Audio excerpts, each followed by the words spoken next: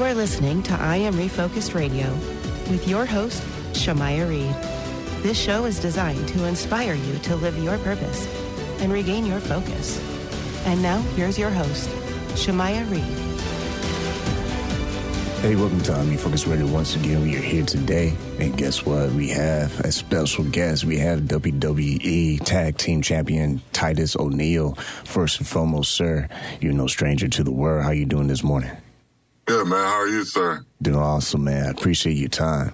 Tell us a little bit about just what it's like to be a father, and tell us a little bit about Titus O'Neil and wrestling with fatherhood, my championship journey with my greatest title, Dad.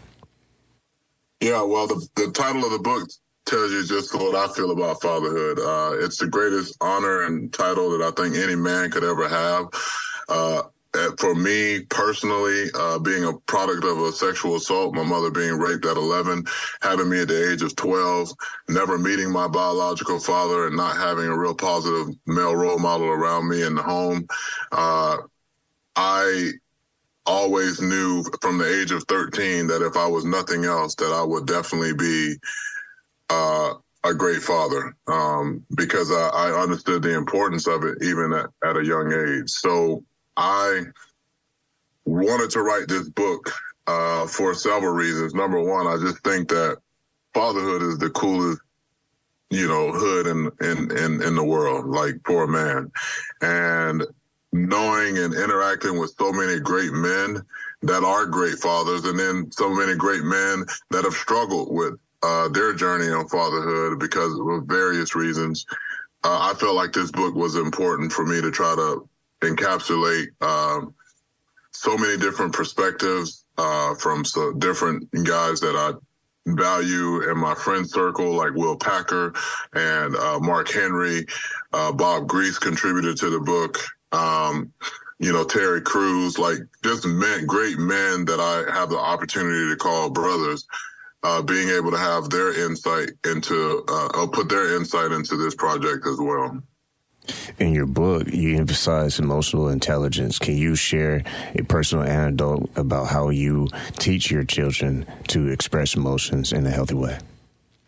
Yeah, so I talked to them because I just said, it's okay to vent, and but I understand that there's a difference between feelings and facts, and when you learn how to separate the two, it makes you give a greater illustration of what it is you're trying to convey, what you don't like, why you don't like it. If you tell somebody, I feel like you don't like me, I feel like you tried to hurt my feelings, instead of saying, hey, you said this to me and it made me feel this way. You can't hold somebody accountable for something that you felt. You can hold someone accountable for something that they did or that they said. And being able to emotionally separate the two and understand, like, hey, while this may, and then also too, you have to take into consideration, hey, does this person have malice in their heart? Is this person a bad person? Before you start, emotionally going off the rails simply because you misinterpreted what someone was doing, or they unintentionally offended you. I just think that, having that emotional stability and control and understanding how and why you and who you are too. I mean, we all are a work in progress. And I think that, mental health counseling has definitely helped me understand a lot more than I did before, simply because I know how to center myself and not get upset about foolish stuff. But everybody's not at that level. So for me, with my children, I always give them an open mic to talk to me, whatever way they need to talk to me, and to learn how to communicate, so that if they can talk to me openly and freely and respectfully, they should be able to talk to anybody. It's when I shut them off and tell them, well, you don't talk to me like that, or this or that, or yada, yada. It doesn't bode well for them to learn how to communicate with other people either. We're talking to WWE Tag Team Champion Titus O'Neil.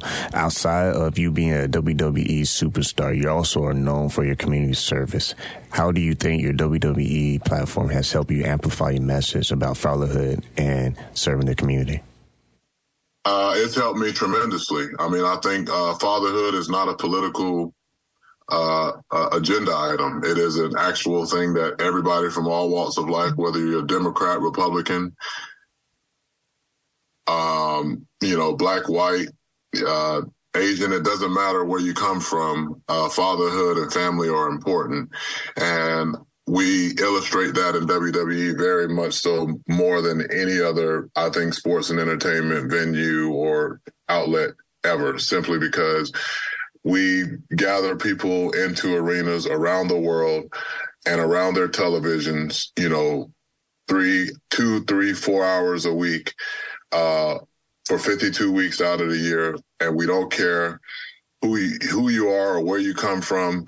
We just want to entertain you. And I think that taking that same message and saying, hey, no matter who you are and where you come from, fatherhood is important. No matter who you are or where you come from, giving back is important. And I've always utilized every platform I've had to try to help bridge the gap between those that have knowledge of themselves, have knowledge of things that are going on in their community, and more importantly, trying to bridge the gap so that people can empower people. If you're looking at politics and religion to do all the work, they've been unsuccessful for years in doing so. It's actually been very divisive. And the only time that we're truly united, it seems like, especially in the United States of America, is through times of tragedy. A hurricane hits, you see the best of people give shooting water and money and resources, et cetera. And then we go right back being these separated and segregated folks based on politics or religious beliefs. But you can't separate people based on fatherhood or motherhood. Like, it's important no matter where you come from and where you live. Once again, listen, I'm Refocus Radio, talking to our special guest, WWE Tag Team Champion Titus O'Neil, in his book, Wrestling with Fatherhood, My Championship Journey to My Greatest Title, Dad. Once again, I want to say thank you for your time this morning.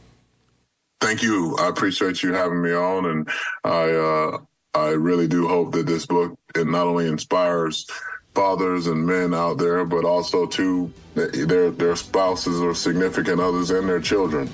I wanted to be a generational ripple effect of people getting the word out and also getting a different perspective of what fatherhood truly is about.